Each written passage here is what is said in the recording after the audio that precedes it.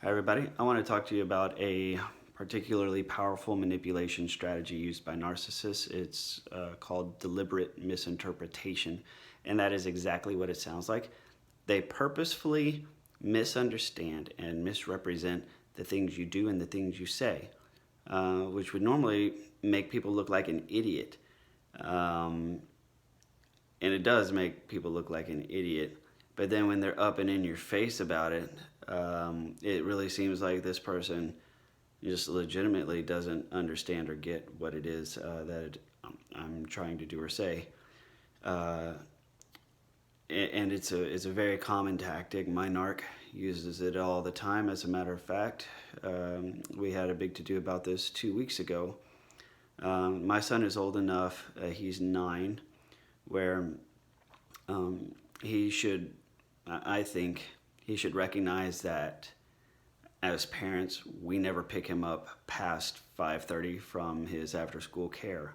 The place closes at 6:30, and I've been telling him for about the last year and a half. If you're at the after-school care after 5:30, if nobody's come by 5:30, then probably something has happened and nobody's coming to get you, and that's because we're divorced and because I'm dealing with a narc. Um, Miscommunications seem to be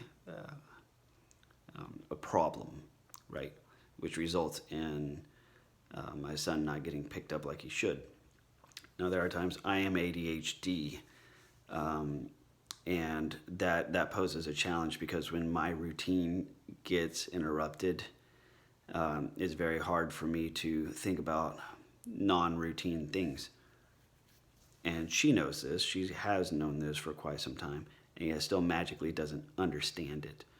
So, but my concern is our son's old enough where he ought to recognize when things are off in his world a little bit.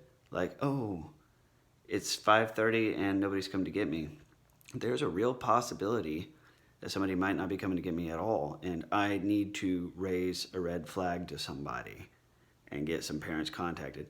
Certainly by 6 o'clock, certainly by 6:15, and most definitely by 6:30 when the place is closing. But he's, just floats with the wind. He's like, oh, whatever, just content to go on to 6:30. And so finally I had enough, and it's like, because I've been trying to clue him into this, and it just doesn't seem to stick. So I said, fine, you know what I'm going to start doing? On my visitation days, I will not pick you up until you call me. And if you do not call at all, we'll let it run to 6:30, and we'll let the daycare call your mother or me. And let me tell you this, I'll just be sitting out in the parking lot.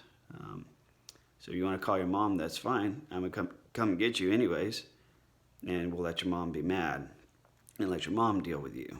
Now, this is just what I'm telling him to try and wake him up a little bit and wake up the brain and get his brain to be thinking about his existence and his situation.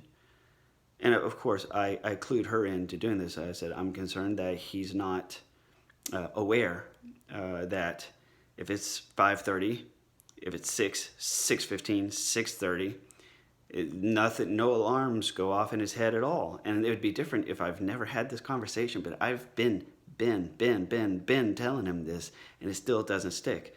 So because of that, I'm going to switch it up a little bit. If they call you, you just politely tell them that they've called the wrong parent. Say, hey, you know what? That's my ex-husband for you. Call him. You think you think she was down with that? No, not at all. Absolutely not. I think that is insanely rude and irresponsible of you to make the daycare responsible for reminding you to pick up your son. I don't even understand how you can forget him in the first place. That's not what it's about. I reply, that's not at all what it's about. I even told you, I'm going to be in the parking lot. I'm going to get there in the parking lot. If I don't hear from him by 5:30, fine. But, if I still haven't heard from him by 6 o'clock, 6:15, I'm going to drive there anyway. I'm going to be in the parking lot. If they call you, tell them that they've called the wrong parent. If there's a late fee, I will pay for it. This is my deal. It's my deal on my day. I'm just giving you the courtesy of a heads up. this is absolutely rude and I don't approve of it. And you can't even do something like that anyways because I'm the one who pays for it. It's absolutely rude for you to be making the daycare responsible for reminding you to come get your son. No, it has nothing to do with the daycare. It has to do with my son. I disagree. Well, you disagree that it's rude and irresponsible, so just continuing to pretend like she doesn't understand the real reasons behind it. It's pretty simple. I'm teaching my son responsibility. I'm teaching my son to think for himself. I'm teaching my son to be self-aware. Because it's not like I'm actually going to let him stay after. And so I called the administrator, and I called the director of the after-school program, and she was cool with it. Well then, she calls in the afternoon and speaks to the afternoon director and gets them all twisted up and confused about it. And so then that evening, I called, and yet a third person I spoke to understood what I was doing, and they were cool with it. They're like, yeah, that sounds like a great idea. I can totally see why you would be concerned about your spacey child. So then I called and I talked to the same director that my narc talked to, and she was of a completely different understanding. Who would have guessed that like everything my narc was saying? Told her that I was being crazy, that I was being controlling, that I was doing it just so I wouldn't have to remember my son, and that I wanted them to be responsible for reminding me, right? Well, that's freaking terrific that she's telling them that. And so I thought, and so I just had a straight up conversation. And I said, look, that's not at all what it's about. As you can tell, we're divorced and we are prone to plenty of miscommunication. And the thing about all that is that's an adult thing. That's fine. My only concern is that the fact that I've been telling my son, if it's past 5:30, that means a miscommunication has happened through no fault of your own. Certainly, if you're still there by 6 o'clock, you need to be ringing some warning bells, But never mind all that. Apparently, it's this conspiracy that has absolutely nothing to do with my son and everything to do with the fact that I'm a bad, irresponsible, forgetful parent, that I don't even care about my own son, so much so that I just don't even remember to pick him up. And magically, this has happened 4 or 5 times in the past, which it has not. So I think once is a pretty good number. But yeah, we've done this so many times in the past. It's happened so many times. Give me dates. It's happened so many. Okay, what were the dates? Because I'm pretty sure you're the type to keep notes in memory. So do please enlighten me besides today. You're just being controlling, so it just goes on and on like that. So that's deliberate misinterpretation, where they completely disregard what it is you're saying. It's like they take all of your words out of your sentences and replace your words with new words, which means something completely different. And even in the presence of resupplying the correct information, they refuse to change their interpretation. So they're not an idiot. They do it on purpose because they know you, and they're like, it's so easy to drive Jonathan crazy. All I have to do is pretend like I don't understand and then blame him for it and just watch him just lose his shit. It's highly entertaining. And you know what? It can be if you're in fisticuffs with somebody. Try it with your narc.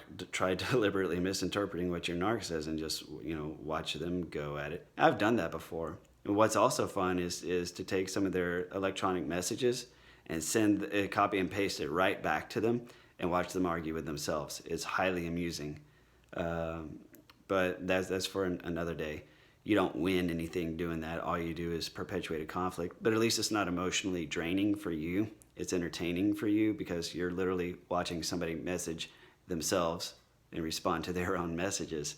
And you can get a good chuckle out of it, and it sort of releases the everyday strain of having a narcissist in your life.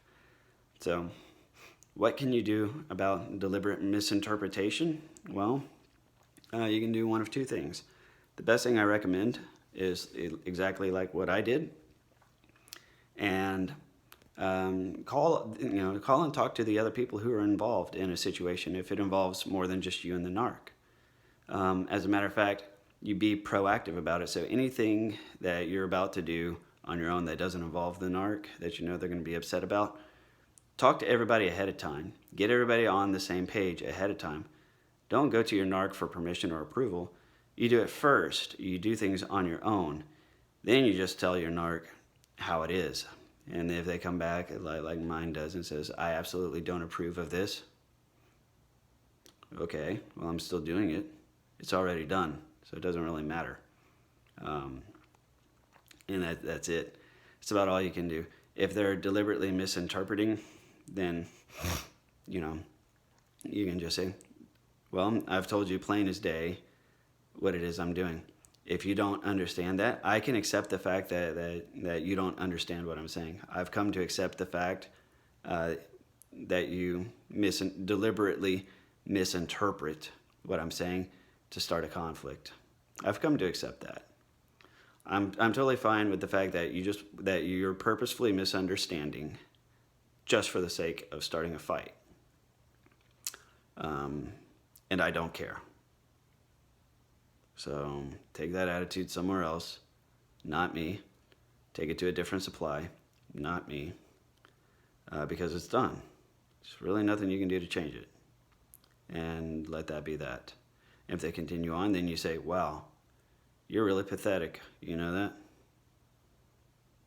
I've already explained the situation, and I've even told you that you're misunderstanding, and you're still persisting. That's pathetic. So that's about it. That's all I got for deliberate misinterpretation. Please like, comment, or share. If I just want this to help somebody, I want this to help you. I hope this helps you. If it does help you, please share this with somebody else. Please help somebody else and pass these along. It took me way too long to realize I was with a narcissist and that I was with an abuser.